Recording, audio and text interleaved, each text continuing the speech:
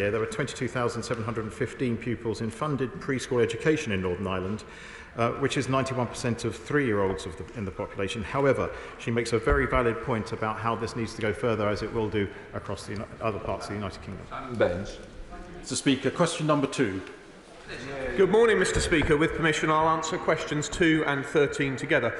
We are acutely aware of the challenges facing the health service in Northern Ireland and indeed across the UK.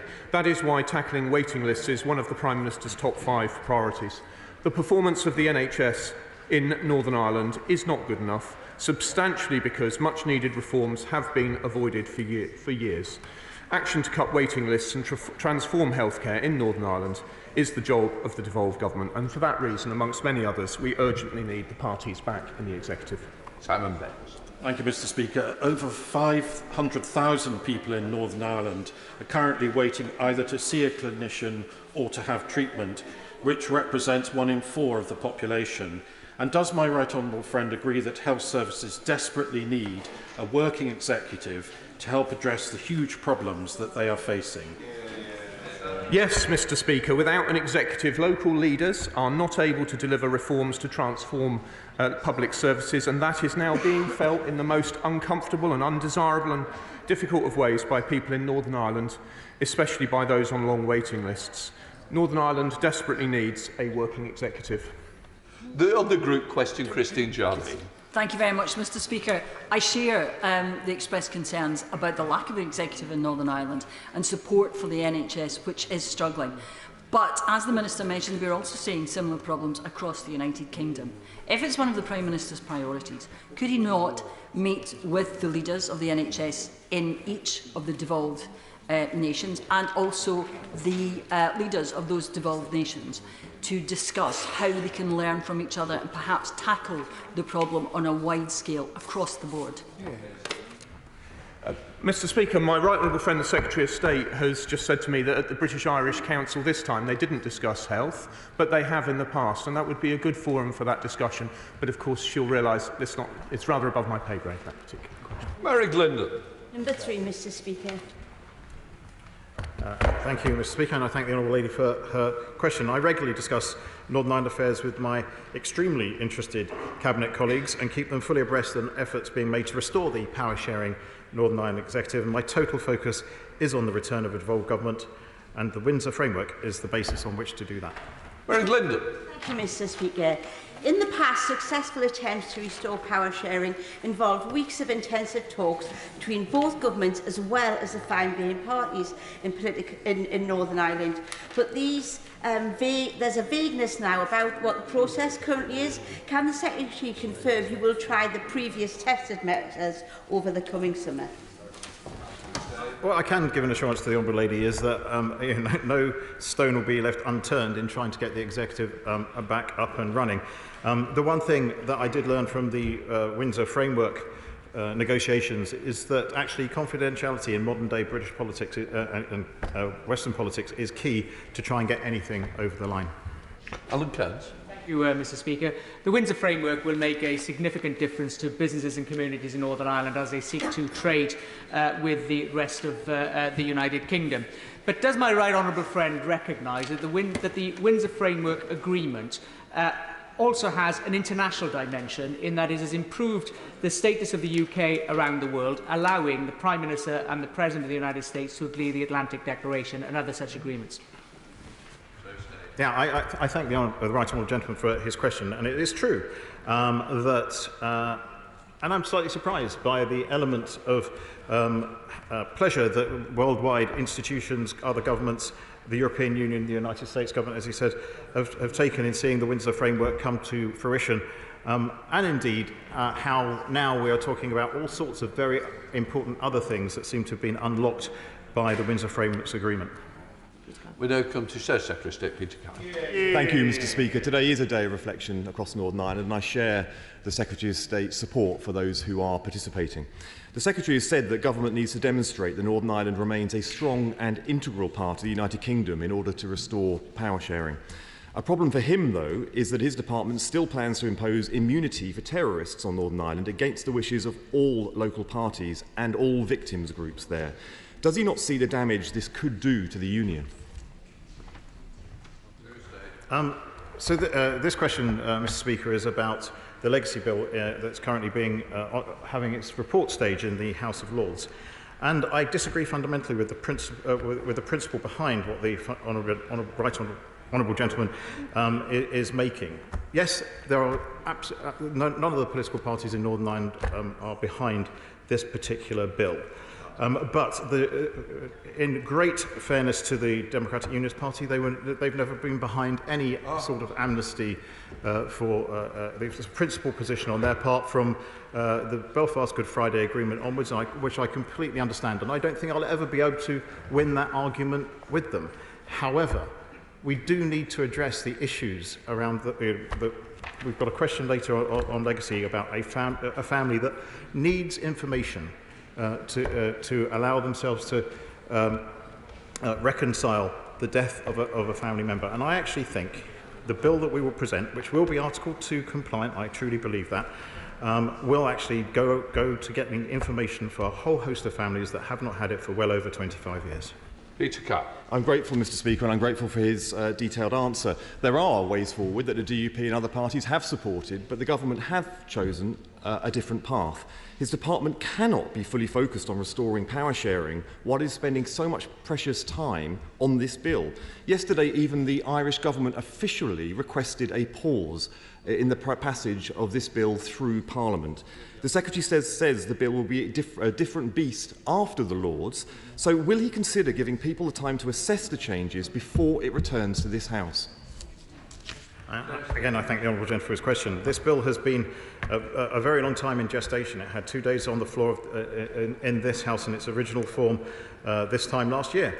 Actually, it had one of the longest committee stages ever in the House of Lords, taking, I think, nearly 5 months to complete its committee stage, where we'd laid a whole host of amendments as a government at that point in time. The report stage, as I say, first day today, another day next Wednesday, and this House will have plenty of time to consider those amendments and others when they return back to this place. Now come to Sir Geoffrey Donaldson. Thank you, Mr. Speaker. Can I join with the Secretary of State in paying tribute to his outgoing Permanent Secretary, Madeleine Alexandri, and we wish her well in her new position. The Secretary of State will be aware that we have pressed since New Decade, New Approach at the beginning of 2020 for legislation that will protect Northern Ireland's ability to trade within the internal market of the United Kingdom and respect our economic rights under Article 6 of the Acts of Union. Is the Government any closer to bringing forward such legislation? I thank my right honourable friend for his question. I very much look forward to being in a space where, following further conversations with him, I can bring forward legislation in this place that does exactly what he needs it to do for his party to be able to give me a date when they go back into the executive in Northern Ireland. Geoffrey Dons. The Secretary of State will know that we want to see Stormont back up and running and fully functioning again. But it is critical for us that Northern Ireland's ability to trade with its biggest market, which is, of course, the rest of the United Kingdom, is protected. And we do have concerns about the practical outworking of proposals within the Windsor framework and what it means for the movement of goods on the non-EU lane. And the Prime Minister has stated that there will be free movement of goods between Great Britain and Northern Ireland, and we need to see that reflected in the practical arrangements, which I have to say are not matched by what the EU are saying about the non-EU lane and its operation. I thank the right honourable gentleman and his detailed knowledge of this area, and I actually do enjoy our regular conversations on these points. And he knows that in the command paper for the Windsor framework, which was published back in February, we detailed the British government's view of how we could bring that unfettered trade NI to GB as we move forward. Now, this is we need to put more flesh on that bone, that I am sure of, but I also, as he knows, I'm constantly seeking his guidance as to make sure that I get this bit of my job completely right. Tim Lawton. Question 4, Mr. Speaker. Thank you, Mr. Speaker. I'm grateful to my honourable friend for his question. I'm glad to tell him that the Department most recently met with Northern Ireland tourism organisations alongside the Home Office for discussions on how to communicate the ETA requirement on the 7th of June. I can also confirm that my right honourable friend, the Secretary of State, hosted a tourism roundtable with sector leaders at Hillsborough Castle on the 20th of April. The Government will continue its engagement with the tourism sector, which we recognise plays a vitally important role in Northern Ireland's economy. Tim Lawton. For that answer, but does my honourable friend acknowledge that if an ETA exemption was granted for tourists, or indeed people claiming to be tourists, travelling from the Republic of Ireland, it would undermine the integrity of the whole scheme? Mr. Speaker, he's right, and that is the Government's policy. However, we have engaged closely with not only the tourism sector, but also our friends in the Irish Government on this issue, and I hope that we'll be able to work together to ensure that there is a consistent and coherent communication strategy to ensure that tourists know that they must register for an ETA, that they must continue to comply with the UK's immigration requirements. I think, finally, I should say that whether one stays at Hillsborough Castle or the Travelodge or any of the other great hotels that are available in Northern Ireland, it is a wonderful place to visit. Stephen Farrell. Does the Minister recognise that Ireland is marketed internationally as a single entity with respect to tourism? And does he understand that treating movements on the island of Ireland the same as any entry to the UK and the rest of the world isn't actually fair and doesn't actually recognise the very specific circumstances that exist on the island? Well, I am most grateful to him, and we do recognise elements of what he's just said, and indeed we've had those conversations most recently with the Irish Government at the British-Irish Intergovernmental Council. But it is the position of the Government that we should not create a loophole through the ETA scheme, but we do need to ensure that we communicate clearly with everyone the need to register and to comply with immigration requirements. He may know that we have created an exemption for third country nationals resident ordinarily in Ireland, and of course the requirement does not apply to citizens of the UK or of Ireland under the Common Travel Area, which we will of course continue to honour. Mike Ainsbury. Question 5, Mr. Speaker. Mr. Speaker, my right honourable friend and I are acutely aware of the challenges facing the education sector in Northern Ireland. The Secretary of State has met NICVA member organisations to discuss these issues, and I've been engaging with stakeholders about the wider cost of division in education, which a report by researchers working independently at Ulster University recently estimated an extraordinary £226 million per year. I hope the honourable gentleman will agree with me that it would be preferable for the Northern Ireland Executive to be restored so that it may make decisions on the issues that matter to the people of Northern Ireland, including on the right level of funding for education. Mike Ainsbury. Welcome. Thank you, Mr. Speaker. The Department for Education in Northern Ireland has announced that it will not proceed with proposed cuts to early years, extended schools and youth service programmes, which of course is broadly welcomed by community groups. Can the Minister confirm if the Northern Ireland office took direct action and advised how guidance should be interpreted? Mr. Speaker, we always are willing to work closely with the Northern Ireland Civil Service, but he knows that we've put in place an Act of Parliament to formalise arrangements by which decisions are taken by Northern Ireland civil servants during this period with the governance gap. We will, of course, continue to work closely with civil servants, but if he'd like to discuss a specific concern more closely with me in detail, I'll be glad to meet him. But what I would say is that, of course, the answer to this problem is something I think the whole House agrees on. It would be very much preferable to have locally accountable devolved government restored as soon as possible, taking these decisions. We're walking. Is the closest thing to a silver bullet that there is. It is concerning in that respect. The Northern Ireland Affairs Committee have heard concerns about the fact that Northern Ireland's education budget is going down as the budgets in the rest of the UK are going up. Can he make sure that he makes the case for further investment in education in Northern Ireland, but also continues to pursue integration, crucial to the future success of education? Well, I'm most grateful to my honourable friend, and he makes a very reasonable point. But on that point of integration, of course, it is central not only to the government's policy, but to the Belfast Good Friday Agreement. And I'm rather grateful, if I can say so, Mr. Speaker, that there's been some small controversy over the Ulster University report on the cost of division, and I think we must have this conversation. If we're spending £600,000 a day on maintaining a system within which only 7% of children are educated in formal integrated schools, and overwhelmingly children are educated separately as Catholics or Protestants, we really should be having that serious conversation about the cost of that system. Mr. Chris Elmore. Good morning, Mr. Speaker. Universities recently wrote a joint letter to the Secretary of State warning that his budget will force them to cut student places, and they have warned, and this will have, and I quote, a fundamental and dangerous impact on the future of Northern Ireland. Will the Secretary of State, or indeed the Minister, carry out an assessment on the effect of a loss of student places would have on Northern Ireland's economy, so that the House can be fully informed on what the long-term impacts will be of their budget?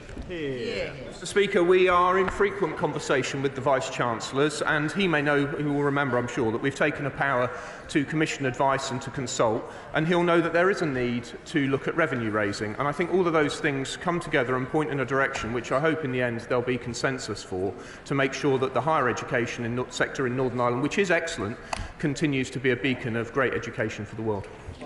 Peter Grant. Question 6, please, Mr. Speaker. With permission, Mr. Speaker, I'd like to answer questions 6 and 8 together. The UK Government has for many years recognised the unique challenges Northern Ireland faces. We've provided around £7 billion in additional funding to Northern Ireland since 2014 on top of the Barnet-based block grant. And the Northern Ireland executive spending per person is about 20% higher than the equivalent UK government spending in the rest of the United Kingdom. Mr. Speaker, a recent study showed that 90% of people in Northern Ireland are having to cut back on their spending. The cost of living crisis meaning a third of them are cutting back a lot on the basics such as food, fuel and housing. Against that background, his government is imposing budget cuts in real terms across almost the whole public sector in Northern Ireland. Can he tell us, at a time of a cost of living crisis, are his budget cuts making the crisis better or worse? I thank the honourable gentleman for his question. The budget actually for Northern Ireland was set down in the spending review a couple of years ago, and it is actually is unchanged from that point in time. All UK government departments are being asked to live within their absorb inflation and energy costs within their budgets. Northern Ireland's executive is no different. And yes, I'm fully aware of what is going on with the cost of energy and other food and other things in Northern Ireland, as I meet people regularly who tell me about it. Thank you, Mr. Speaker. New research in Northern Ireland found women that they were the shock absorbers of poverty, with 75% struggling to pay for food and 73% struggling to pay their electric bills, leading to mothers missing meals to feed their families.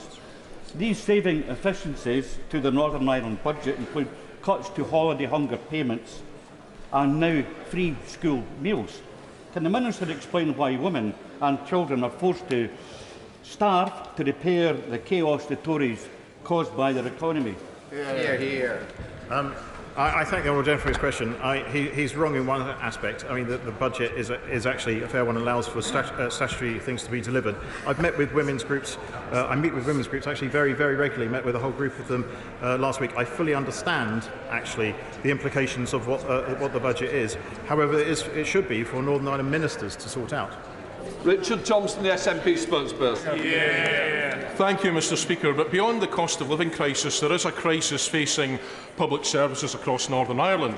And to give one very pertinent example, the Chief Constable of the PSNI, Simon Byrne, reported to the Policing Board last month that the force faced a budget gap of some £141 million.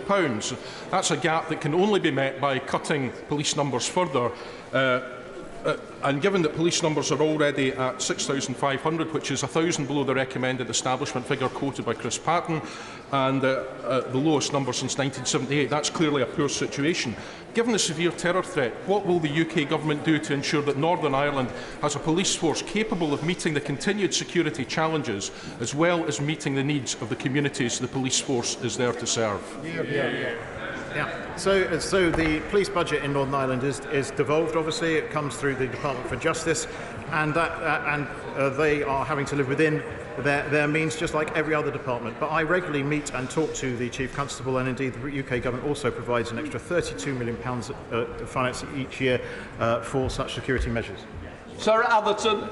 Question 7. I was getting very excited then, Mr. Speaker. I have identified the Right Honourable Sir Declan Morgan to be appointed Chief Commissioner Designate of the Independent Commission for Reconciliation and Information Recovery, and hopefully his appointment will come into effect when the bill receives royal assent. I welcome the progress made towards establishing the Independent Commission for Reconciliation and Information Recovery.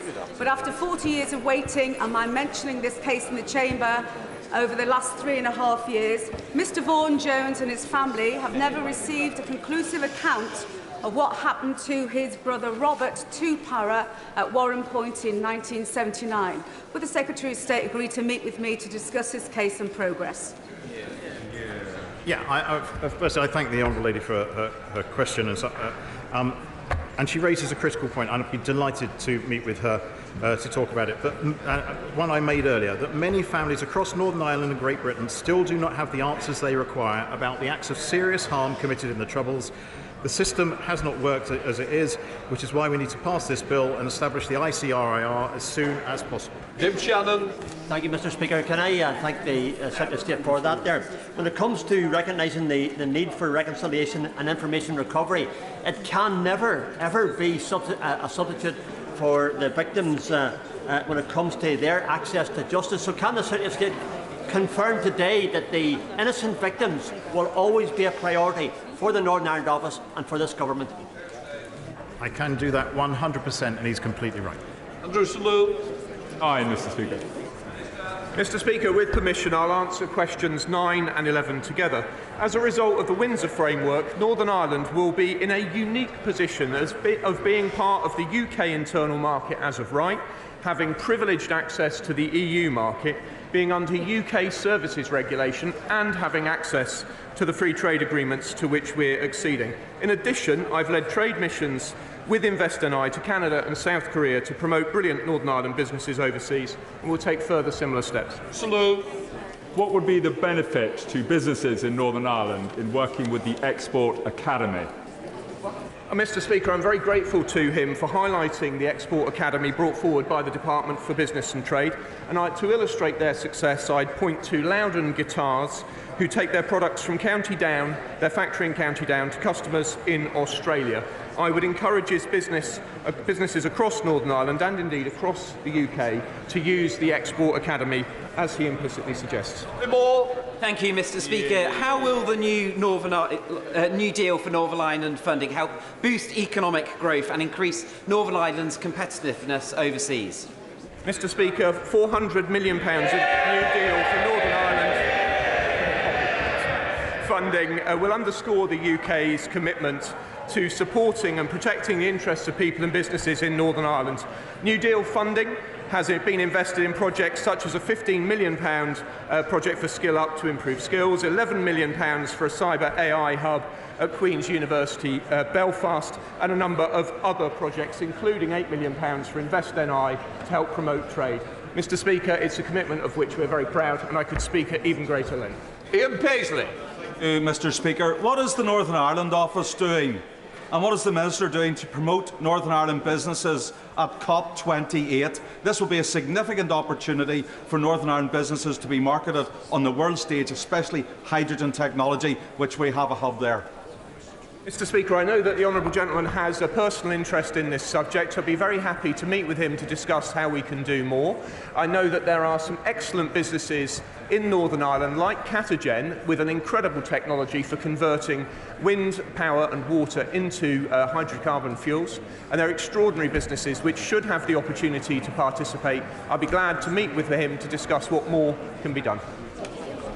That completes Northern Ireland questions. We now come to questions to the Prime Minister. Patricia Gibson. Number 1, Mr. Speaker. Mr. Speaker, this morning I opened the Ukraine Recovery Conference alongside President Zelensky. The aim of the conference is to secure a resilient economic future for Ukraine.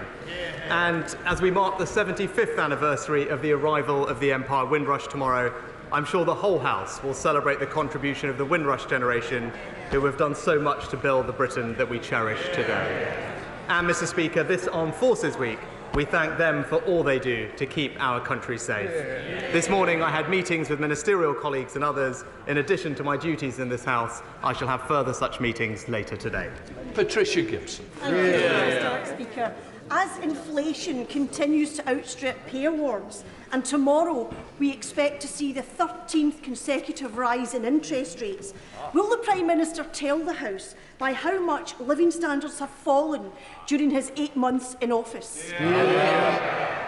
Well, Mr. Speaker, I've always been very clear. Inflation is putting pressure on family budgets, and that's why the UK government has taken decisive action to support families through this difficult time, including households in Scotland who are receiving considerable support, not just with their energy bills, but also the most vulnerable as well. Mark Benji. Thank you, Mr. Speaker. On this side of the House, we have got a proud record of supporting the nuclear industry, which is an essential part of achieving secure, low-carbon energy. I'm delighted that my right honourable friend, the Prime Minister, has given us backing to the next generation of nuclear reactors, including SMR and larger projects, and ask that he now commits to seeing the fuel for these projects manufactured in the UK. This will secure long-term high-skilled employment at key sites in the North West, like Springfields in my constituency, and a supply chain across the UK. Mr. Speaker, we are preserving and strengthening the UK's nuclear fuel production capacity through our £75 million nuclear fuel fund. I know that Springfield Fuels in my honourable friend's constituency has benefited from £30 million of funding, and he's right to say that our domestic nuclear fuel sector has a critical role to play in supporting the UK's energy security and independence, and I know that he will continue to be a champion for the industry in this House. We now come to the Leader of the Opposition, Keir Starmer.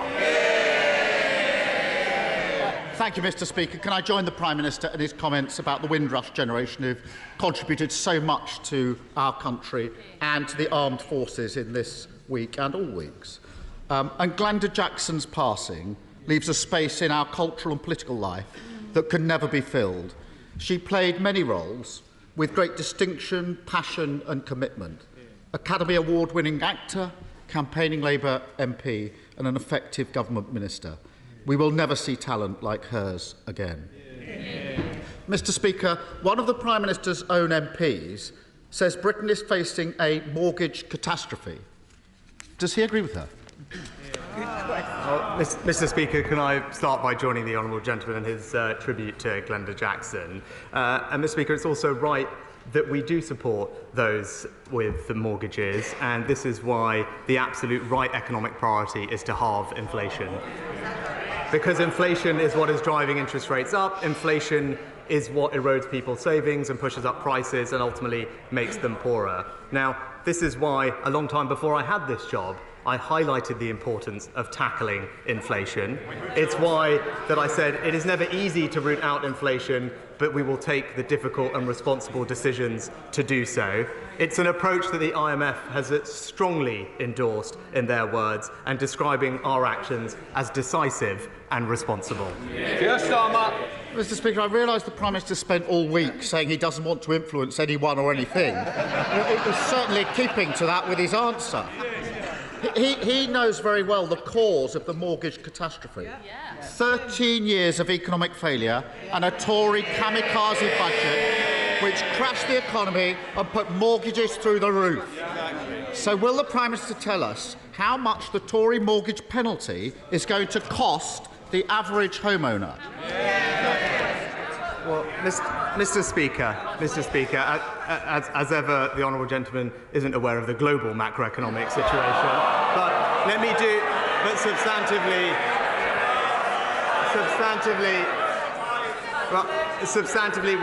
let me tell him and the House what we are doing to support those with mortgages. We have deliberately and proactively increased the generosity of our support for the mortgage interest scheme. We've also established a new FCA communal duty which will protect people with mortgages, for example, moving them onto interest-only mortgages or lengthening mortgage terms. And we have spent tens of billions of pounds supporting people with the cost of living, particularly the most vulnerable. But that is the difference between us, Mr. Speaker. While he is always focused on the politics, we are actually just getting on and doing the job. let's test that, because the question he refuses to answer, he actually knows the answer to this question, is £2,900 extra. That's the cost to the average family of the Tory mortgage penalty. Now, he was warned by experts about this as long ago as autumn last year, but he either didn't get it, didn't believe it, or didn't care, because he certainly didn't do anything. And when I raised this a couple of months ago, he had the gall to stand at that dispatch box and say he was delivering for homeowners. How is an extra £2,900 a year on repayment delivering for homeowners? Well, so, Mr. Speaker, now let's just look at the facts. Let's look at the facts, because he talks about interest rates. Perhaps the honourable gentleman could explain why interest rates are at similar levels in the United States, in Canada, in Australia and New Zealand. Why they're at the highest level in Europe that they've been for 2 decades, Mr. Speaker. That's why it's important that we have a plan to reduce inflation. But in contrast, what do we hear from the honourable gentleman? He wants to borrow an extra £28 billion a year. That would make the situation worse. He wants to ban new supplies of energy from the North Sea. That would make the situation worse.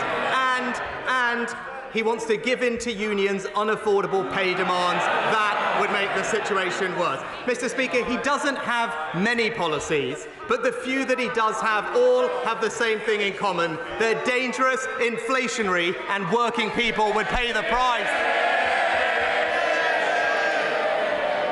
Seriously? Sorry? I don't think we need any more, do we? No. Keir Starmer. Mr. Speaker, the Prime Minister has a keen interest in the mortgage market in California, but I'm talking about mortgage holders here. And whilst his government is consumed in law-breaking, chaos and division, working people are paying the price. This morning, I spoke to James in Selby. He's a police officer, working hard to keep people safe every day. The Tory mortgage penalty is going to cost him and his family £400 more each and every month. That's nearly £5,000. He told me this morning, they may not want to hear this, he told me this morning that they've decided to sell their house, to downsize, and he's just told his children they're going to have to start sharing bedrooms. Why should James and his family pay the cost of the Prime Minister's failure? Well, Mr. Speaker, I hope when the honourable gentleman was talking to James, he explained that his economic policies would make James's situation worse, Mr. Speaker. And it's not just me saying that, Mr. Speaker. The Independent Institute of Fiscal Studies says his policy of never-ending debt and borrowing would damage James because it would increase inflation and drive up interest rates, leaving James and everybody else in this country poorer, Mr. Speaker. The IMF has said that our plan prioritises not what is politically easy, but what is right for the British people. That is what responsible economic leadership looks like, Mr. Speaker. James and his family will have been listening to that Prime Minister.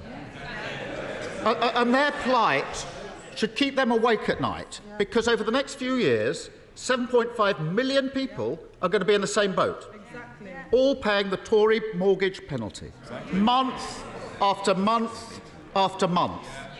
The situation is so dire that repossessions are already up 50%, a total betrayal of the idea that if you work hard, you'll get on. So what's the Prime Minister going to do to make sure more families don't lose their homes? Mr. Speaker, I know he's reading from his prepared script, but he failed to actually listen to the answer that I gave. Well, I did actually spell out in detail what we are doing, Mr. Speaker. We've increased the generosity of support for mortgage interest scheme. We did that proactively in advance. We've also established a new FCA consumer duty that will protect borrowers, for example, by allowing them to extend their mortgage terms or switch to interest-only mortgages. And we have spent tens of billions of pounds supporting households with living costs. Those are the practical steps that we are taking to help James and other families who are facing these situations. But what I would say, because he mentioned mortgage arrears and repossessions, I am pleased to say, Mr. Speaker, they are actually running at a level today that is below when we entered the pandemic, Mr. Speaker, because of the actions that we're taking. But more importantly than that, perhaps, Mr. Speaker, is that they are also running 3 times lower than the level we inherited from the last Labour government. Mr. Speaker, I'm sure from the vantage point of his helicopter, everything might look fine. But that's not the lived experience of those on the ground. After 13 years of economic failure across the country, people are paying the price of uncosted, reckless, damaging decisions by the Tory party. And even now, as mortgages go through the roof, the Prime Minister is planning to wave through honours and peerages for those who cause misery for millions. What does it say about this government that while working people are worrying about mortgage hike, paying the bills, even repositions, the Tory party is rewarding those guilty of economic vandalism? Mr. Speaker, no amount of personal attacks and petty point scoring can disguise the fact that the honourable gentleman does not have a plan for this country, Mr. Speaker. He comes here every week to make the same petty points. We are getting on and delivering for this country. Yes, Mr. Speaker, inflation is a challenge. That's why we are on track to keep reducing it. We are reducing waiting lists. We are stopping the boats, all while he is focused on the past, focused on the politics. It's all talk, whereas from this government and from this Prime Minister, we deliver for the country. Philip, I know you're popular. Come on. Thank you very much, Mr. Speaker. My constituents continue to be concerned about energy prices and energy security. Will the Prime Minister assure me that he will not cave in to the extremist bullies from Just Stop Oil and their patsies on the Labour leadership, as I might add, and instead commit to developing new oil and gas production in the United Kingdom, which will be good for jobs, good for the economy, and make us less dependent on foreign countries for our energy supply? Well, as ever, my honourable friend makes an excellent point. Putin's weaponisation of energy has amplified the need for greater energy security, and that's why we deliberately have launched new licensing rounds for the North Sea. Official forecasts suggest that a block on North Sea oil and gas investment would mean that the UK's dependence on imports would rise substantially. Mr. Speaker, the Labour Party's decision is one that puts ideology ahead of jobs, investment and Britain's energy security. SNP leader Stephen Flynn. Mr. Speaker, in February, the Prime Minister told this here House that borrowing costs are back to where they should be. In March, he boasted we are on track to halve inflation by the end of the year. And in May, he then said economic optimism is increasing. Well, given the dire economic reality of today, is it not now clear that he's taken his honesty lessons from Boris Johnson? Well, Mr. Speaker, the honourable gentleman also failed to mention that not just the Bank of England, not just the OBR, not just the OECD, but also the IMF, all of them have upgraded their growth outlook for the United Kingdom economy this year. Whilst he and others were predicting that this country would enter a recession, the actions of this government have meant that we have so far averted that, and we continue to be on track to keep reducing inflation because that is the right economic priority. Can I just say, I want people to be a little bit more cautious on what they say. This is the present serving Prime Minister. The danger will it could be misled in the way that it was put. Stephen Flynn. Mr. Speaker, listening to the Prime Minister's answer, I don't think he quite grasps the reality of the economic situation facing households across these aisles. But how could he? But it doesn't need to be like this. It didn't need to be like this. Because mortgage deals in Ireland, they're not sitting in excess of 6%, they're around about 4.5%. Inflation in the euro area, that's not sitting at 8.7%, it's sitting at closer to 6%. Britain is broke. Now, 7 years after their EU referendum, will he finally admit that it was Brexit that broke it?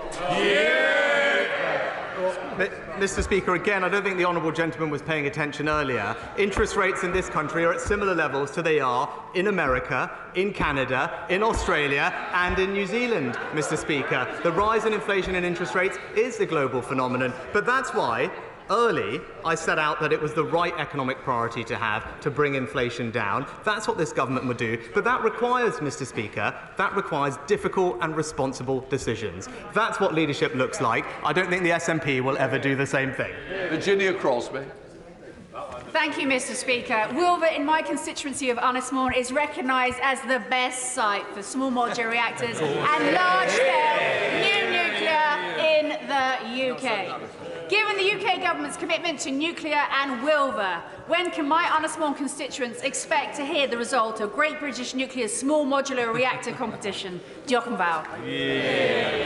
Well, Mr. Speaker, there'll be no greater champion for this technology and her community than my honourable friend. My understanding is that the first stage of market engagement is already underway. The expectation is that the down selection process will be launched this summer with an ambition to assess and decide on the leading technologies this autumn. The competition will be open, judicious, fair and robust, and I express all my confidence that we will select the best technology for the United Kingdom. Anxious welcoming it. Right, Stephen Furry. 4 months after the very welcome Windsor Framework, there is still no restored Northern Ireland Executive or Assembly, and we are facing an unprecedented budget crisis. This situation is untenable. It's getting worse every day, and the government approach seems to be to wait to see if something happens rather than leading from the front. So can the Prime Minister confirm that he's willing to work with the Northern Ireland parties on a financial package for a restored executive, and also will he work more closely with the Irish Government to try to drive a process, including putting reform with institutions on the agenda, so that those who want to govern Northern Ireland can do so? Mr. Speaker, can I thank the honourable gentleman for his engagement with me and the government during this process. I share his frustration, and our focus remains on delivering for the people of Northern Ireland, who expect and deserve their locally elected decision makers to address the issues that matter to them most. I thank him for his kind words about the Windsor Framework and how it allows us to move forward. And for many years we have recognised the challenges particularly facing Northern Ireland, and that's why we've provided over £7 billion of funding on top of the Barnett Block grant since 2014. I can assure him that my right honourable friend, the Northern Ireland Secretary, remains in close contact with all the parties in Northern Ireland to clarify what more is needed so that we can restore the conditions for executive formation. Dr. Liam Fox. Thank you, Mr. Speaker. Since 2016, cumulative growth in Italy has been 4%, in Germany has been 5.5%, in the UK has been 6.8%. In May last year, British exports to the European Union were not just the highest since Brexit, but since records began. The UK had the highest growth of any G7 country in both 2021 and 2022. The Eurozone is currently in recession. We are not. Is it not time we had more good news talking Britain up? Well, my right honourable friend is quite right to highlight the improvement in our economic outlook, and he's right to highlight the good positive news showing the strength in the underlying economy. And I know that he joins with me in saying that our economic priority right now must be to continue to bear down on inflation. But while we do that, we are putting the conditions in place to grow this economy. And as he said, unlike the party opposite, we won't talk Britain down, we will grow the country's jobs. Thank you much, Mr. Speaker. Last night was another fantastic night at Hampden, a real tonic during tough times for the Tartan Army and Scotland more widely. However, whilst English and Welsh fans could watch their national teams for free on Channel 4 and S4C, only a small fraction of Scots could watch the match, with many unable to afford a subscription to Viaplay, particularly during this cost of living crisis. So, does he agree with me that this is inherently unfair? And will he ask the DCMS Secretary to meet with me to discuss how we fix this situation? Well, can I join with my honourable friend in his comments about the match and let him know that I know the Culture Secretary is engaging with him and others on this particular topic, and I'll make sure that she gets back to him. Anne-Marie Morris. Speaker, in December last year, Link conducted some research on cash acceptance. Their research found that nearly half, 45% of people, have been somewhere where cash has not been accepted or has been discouraged, and 49% said being unable or being discouraged to pay in cash was inconvenient. Will the Prime Minister look again at the Financial Services and Markets Bill when it comes back from the other place and ensure that any entity providing a public service directly to the public and involving payments or a charge must accept cash. Well, Mr. Speaker, we know that cash continues to be used by millions of people, particularly those in vulnerable groups. And that's why the Financial Service and Markets Bill will, for the first ever time, protect people's access to cash in UK law. The bill also supports businesses to continue to accept cash by ensuring reasonable access to deposit facilities. But as technology and consumer behaviour changes, it is right that organisations themselves should be able to choose the forms of payment that they will accept. Thank you, Mr. Speaker. Does the Prime Minister believe that the reward for being a lawbreaker should be to be made a lawmaker? Mr. Speaker, there is, as we discussed last week, a well-established process of vetting for all peerages, and in keeping with the convention followed by Prime Ministers of both parties, have followed the same process. Thank you, Mr. Speaker. Wiltshire leads the world in agri-tech, the farming increases in productivity that are going to feed the world's growing population without wrecking the environment. I welcome what the government has done in this space, particularly in gene editing, only possible because of Brexit, of course. Will my right honourable friend acknowledge the work of Wiltshire farmers and tech entrepreneurs, particularly James Dyson, but there are many more? Does he agree with me this is one of the key opportunities for our country to become a high-wage, high-skill, high-tech economy? Mr. Speaker, when it comes to agri-tech, we are among the best in the world, with fantastic research bodies, businesses and pioneering farmers and growers, and I join my honourable friend in paying tribute to all of them. They're getting our support with £270 million farming innovation programme, and, as he rightly mentioned, we are seizing the opportunities from our exit from the EU, including through our plans to more quickly develop gene-edited crops that are resistant to drought and flooding, that will drive up growth, productivity and create jobs. Kevin Brennan. Thank you, Mr. Speaker. So just to recap, during this Parliament we've had one Tory Prime Minister who turned out to be a proven liar, a second Tory Prime Minister who was outlasted by a lettuce. After this week's pathetic no-show by the Prime Minister, what one word would he use to describe himself? Might it be weak? Mr. Speaker, what's weak is the party opposite being unable to stand up, to stand up to the people who fund them and stand behind hard-working families in this country.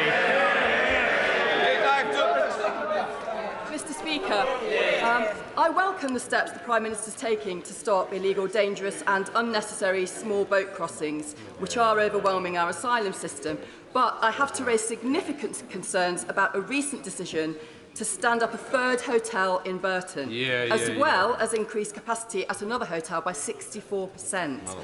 This is going to have a serious knock-on effect for our response to homelessness and rough sleeping, as well as causing challenges for wider public services in East Staffordshire.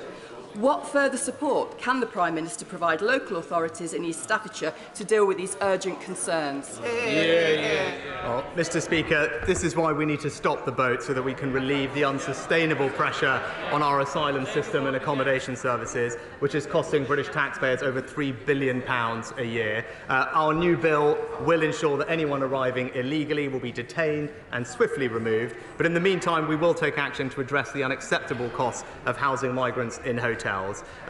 We recognise the pressure this places on local areas. That's why central government is providing further dispersal financial support, but I will ensure that my honourable friend gets a meeting with the Immigration Minister to discuss her specific local concerns further. Andy Slaughter. Thank you very much, Mr. Speaker. Imperial NHS Trust described the government's recent decision to delay the rebuilding of Charing Cross, Hammersmith and St Mary's hospitals as hugely damaging for the health and healthcare of hundreds of thousands of people. Will the Prime Minister keep the promise made to me by his predecessor 1 year ago from that dispatch box and guarantee completion of new hospitals on these sites by 2030? Well, Mr. Speaker, the government remains committed to 2 new hospital schemes for Imperial College Healthcare Trust at Hammersmith Hospital and Charing Cross Hospital, and for St Mary's Hospital as part of the new hospital programme. We've expanded the programme, as the Honourable Gentleman knows, to include buildings with RAC, and we need to address those as a priority for the safety of staff and patients. However, we still expect the majority of schemes in Cohort 4 to be in construction before 2030, and I know that the Department will continue to keep him updated on progress. David Davis. Mr. Speaker, the United Kingdom sanctioned Iran for promoting terrorism, for destabilising the Middle East, for supplying weapons to our enemies, and of course the proliferation of nuclear weapons. Within the past few weeks, the journalist David Rose has reported in the Jewish Chronicle that British universities have been undertaking research in collaboration with Iranian researchers and universities into areas of potential military applications, including drone technology, fighter jets, battlefield armour, and laser communication. Will the Prime Minister initiate an investigation into this and take action to stop the failure of our sanctions regime before it does any more harm to the national interest of the United Kingdom and our allies? Well, Mr. Speaker, I thank my honourable friend for raising this important topic. We take all allegations of breaches of export control seriously, and my understanding is that officials in the Department for Business and Trade are currently now investigating the allegations made in the recent press articles cited. We will not accept collaborations which compromise our national security, and that's why we've made our systems more robust, including expanding the scope of the Academic Technology Approval Scheme to protect UK research from ever-changing global threats. But my right honourable friend is absolutely right to highlight this, and he has my assurance we will keep on it. Steve McKay. Could any of the material the Prime Minister's government is trying to avoid giving to the COVID inquiry cover his tenure as Chancellor and his eat out to help out policy? Yeah, very interesting. Well, Mr. Speaker, as I've said before, I think it is right that we learn the lessons from COVID, and that's why, so that we can be better prepared for the future, and that's why the government has cooperated in a spirit of transparency and candour with the inquiry, handing over more than 55,000 documents so far, Mr. Speaker. That there is a very specific point of disagreement. As the honourable gentleman well knows, it is the subject now of legal proceedings, so I'm not able to comment further. Greg Smith. Mr. Speaker, despite being world leaders in motorsport, the UK has not hosted a round of the World Rally Championship since 2019. We now have an opportunity to host a round in Northern Ireland next year to bring in excess of £100 million to the economy. But to make that happen, the promoters need government underwriting of approximately £1 million. So will my right honourable friend the Prime Minister agree with me that this event simply must go ahead and instruct the relevant departments to work with the APPG for Motorsport, Motorsport UK and the promoters to make it happen?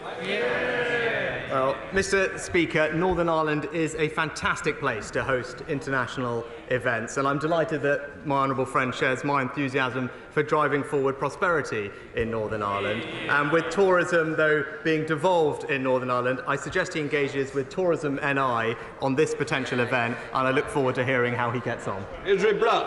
Mr. Speaker, the UK government and His Majesty's loyal opposition refuse to face up to the bleak realities. Brexit is causing weaker growth and a soaring inflation, according to the former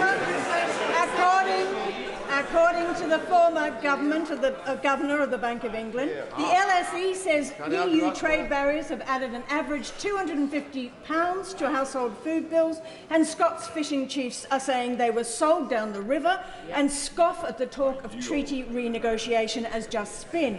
With such colossal failures stacking up, and the former PM, who played a leading role in the Leave camp, finally exposed as a serial liar, will the current PM apologise to my constituents in Edinburgh North and Leith? Mr. Speaker, I'll just point out to the honourable lady, because she's going on about the EU and us leaving it, we have actually grown faster than France and Italy since we left the single market, Mr. Speaker. our exports have also grown by 25% just since COVID. And as we heard from our honourable friend earlier, that every single international organisation has upgraded their forecast for UK economic growth. That's because we've got the right priorities to drive growth, create jobs and spread opportunity in every part of our United Kingdom. Thank you, Mr. Speaker. Hospices across the UK provide quality but also compassionate care to people at the end of their lives, such as Mountbatten Hospice in my constituency, who looked after my office manager Sue Hall when she passed away in March. That's why I and her son-in-law, Miles Rogers, will be skydiving to raise money on Saturday, and we've raised £6,000 so far. The Prime Minister should feel free to donate to the campaign. He will send his best wishes to all hospice workers across the United Kingdom. Well, can I join with my honourable friend in first of all wishing, I think it was Miles, good luck this weekend as he raises money, but also join him in paying tribute to all our incredible hospice volunteers and workers across the country. They do a fantastic job in all our constituencies at a very difficult time for families' lives, and we all owe them an enormous amount of thanks. Jim Farrell. Half of us, sadly, will get cancer at some point during our lives. And half of those with cancer will need radiotherapy treatment. Yet 3.5 million people in this country live in radiotherapy deserts where they don't have close access to the treatment, including my constituency, where my patients living in Westmoreland have to travel 3-hour round trips every day to get life-saving treatment. So would the Prime Minister back our proposal for a satellite radiotherapy unit at Westmoreland General Hospital in Kendal, and also help support all the other members living in the radiotherapy deserts to bring radiotherapy close to their communities too? Well, Mr. Speaker, I know, like the honourable gentleman, that access to healthcare in rural areas is particularly important given the distances that our rural constituents have to drive. That's why we remain committed to expanding the range of diagnostic services that are available through our proposal to roll out community diagnostic centres. And I think the record-breaking capital budget that we have in the NHS at the moment is delivering that, and I look forward to the department engaging with him on his plans for his local area. Thank you, Mr. Speaker. As the Bank of England are raising interest rates to try to stem spending and therefore preventing inflation being baked into the economy, the same can't be said for those with savings accounts. Would it not be good for people to be encouraged and incentivised to save more? And would my right honourable friend and the Chancellor talk to the industry and encourage them or impel them to actually give a good deal to savers too? Can I thank my honourable friend, because she raises an excellent point. It is vitally important that savers are treated fairly and the markets are functioning as competitively as we'd expect them to be. I'm pleased to tell her that my honourable friend, the Chancellor, is meeting with the industry and the banks this Friday to discuss the matter that she's raised, and will make sure that she and everyone else gets an update after that. Completes Prime Minister's questions. I'll let the Chamber clear. Mr. Speaker.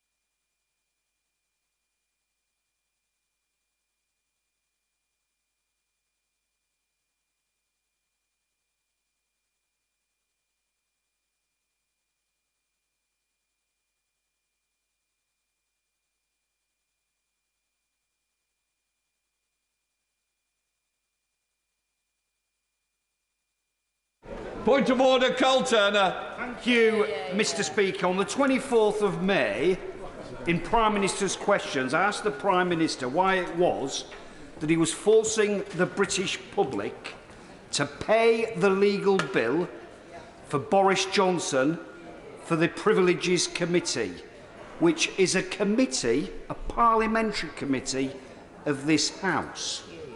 Now, in his reply, the Prime Minister said there was a convention that former ministers or ministers would have the legal bill covered in scenarios whereby there was requiring lawyers, such as public inquiries, Iraq, contaminated blood scandal, and those types of inquiries.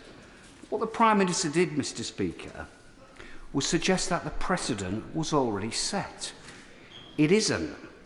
And following several questions to the Cabinet Office, it transpires that they can give me no single example where a minister or former minister have had the legal bills covered for a parliamentary inquiry is effectively extended the precedent.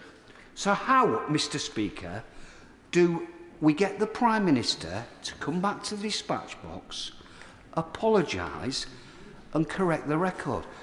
One would have thought, given the events in recent days, the Prime Minister would be keen to get back there to set the record straight.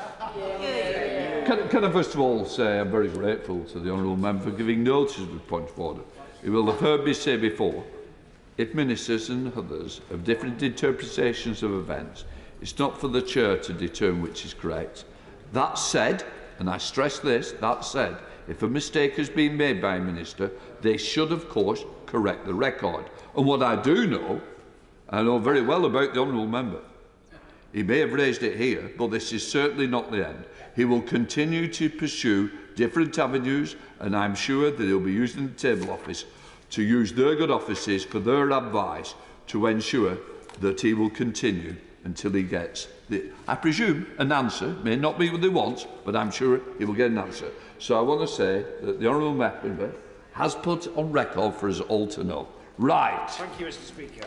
Let us move on. We now come to presentation of Bill. Tim Farron. Higher Education Duty of Care Bill. Second reading what day? Friday, 24th of November, sir. Friday the 24th of November. You've been busy. That was a quick one. Right. We now come to the business of the day. We start with a 10-minute rule motion. I call Drew. Drew Henry. Thank you, Mr. Speaker. Mr. Speaker, I beg to move that leave be given to bring in a bill to set minimum service standards for the provision of banking and postal services in rural areas, including for the provision of services through physical outlets and for connected purposes. Mr. Speaker, I'm pleased to have the opportunity to discuss an issue that impacts a significant portion of our population, yet too often falls by the wayside. Today, I want to shine a light on the unique challenges faced by our rural communities due to the withdrawal of vital services such as bank branches and post offices. In a world that is hurtling towards digitalisation, we sometimes forget that not every part of our society can adapt to this transition equally. For some, in rural communities, the cloud is more likely to provide rain than provide a platform for accessing essential services. For many in rural areas, banks and post offices offer more than just financial transactions or mail delivery points. They're lifelines, community hubs that connect individuals to the wider social and economic network. The withdrawal of these services is more than an inconvenience. It's a disruption that risks leaving our rural communities high and dry. Our rural communities form the bedrock of Scotland, and I'm sure that others will agree it's the same for their countries too. They're safeguarding our natural resources, producing our food, contributing significantly to our cultural heritage. Yet these communities face increasing marginalisation and neglect. The closure of bank branches and post offices due to economic shifts and technological advancements has left our rural residents feeling overlooked and isolated. When they were needed to save the banks, they were told in countless adverts the banks would support their communities. But village by village, town by town, those promises have vanished as the corporate priorities have shifted. Similarly, the failure to pay postmasters properly and the steady withdrawal of government services has left many local post offices simply unsustainable and struggling. And don't forget the damage that the Horizon scandal did to the post office network. This issue for our communities transcends financial and communication inconveniences. For older citizens, these services might be their only ways of managing finances or staying connected with loved ones. Local businesses have relied on these outlets for transactions and for receiving supplies. The digital alternatives, often considered to be commonplace in urban areas, are inaccessible due to inadequate internet connectivity or a lack of digital literacy. After all, if an Amazon customer in London can't find a working every return point after trying 4 different locations, what chance have those living in rural areas got? So how do we address this problem? What can we do to ensure our march towards progress doesn't sideline these vital communities? This bill proposes the implementation of legislation to safeguard these physical services in our rural areas.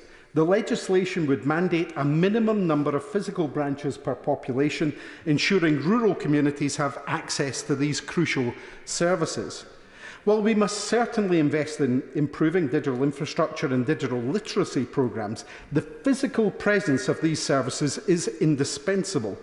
They provide a sense of community and reassurance that digital platforms simply cannot replicate. Now, incentives for banks and institutions to maintain these services in rural areas could be introduced, such as tax breaks, or indeed shared service models where multiple providers share a facility to lower operational costs. Yet while banking hubs may offer a solution to some, progress on these is, well, Mr. Speaker, glacial at best. And with no legislation to back a community right to back this up, there is no meaningful incentive to provide these everywhere that they are needed. Now, of course, we should also consider innovative delivery models like mobile bank branches or post office vans to ensure accessibility for all, particularly those who might find travel difficult. But these models should, however, supplement, not replace physical services, and they must be designed to foster rural resilience. Services for rural areas must be designed to succeed, not to fail. This is why rural communities require a legal obligation for these services. The ongoing withdrawal of essential services from our rural communities is not just an issue, it is a crisis. We must ensure that our digital transition is inclusive, compassionate and considerate of all of our citizens, regardless of their location. Progress should never come at the expense of leaving anyone behind. Our rural communities deserve the rights to access the same services and facilities as urban communities, and legislation to protect these services gives voice to the needs and rights of our rural communities. The role of rural communities in our nation is indispensable.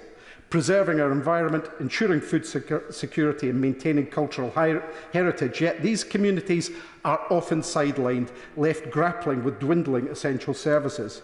Bank branches and post offices are not mere conveniences. They are essential lifelines connecting them to the broader social and economic network of our country.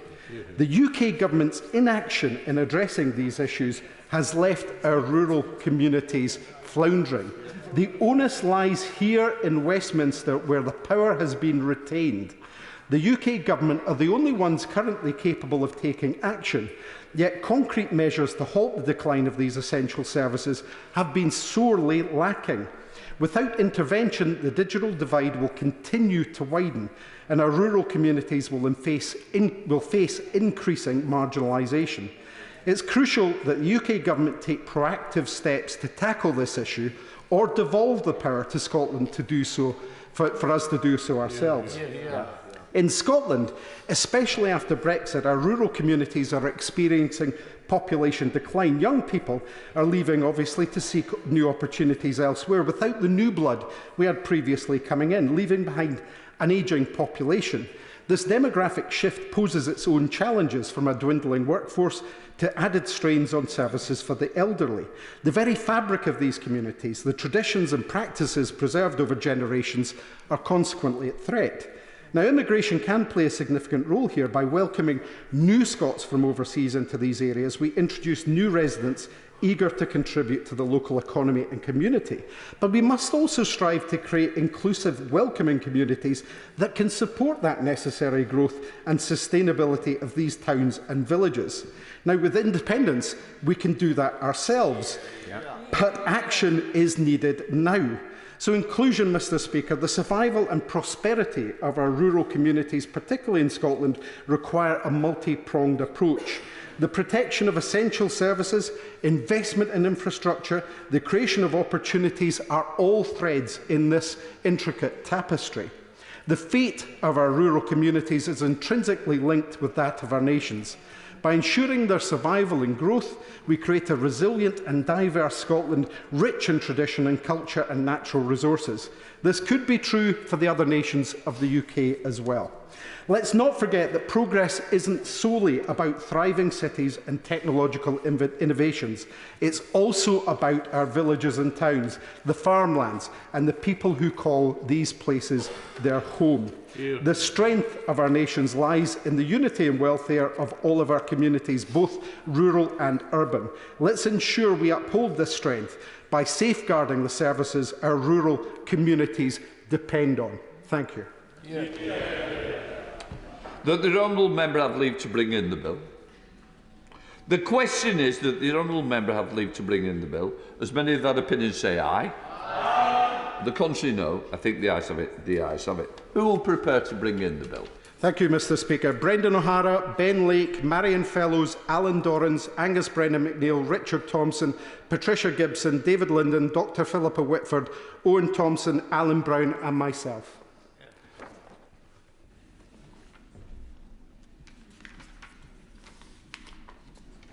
Drew Hendry. Some pace.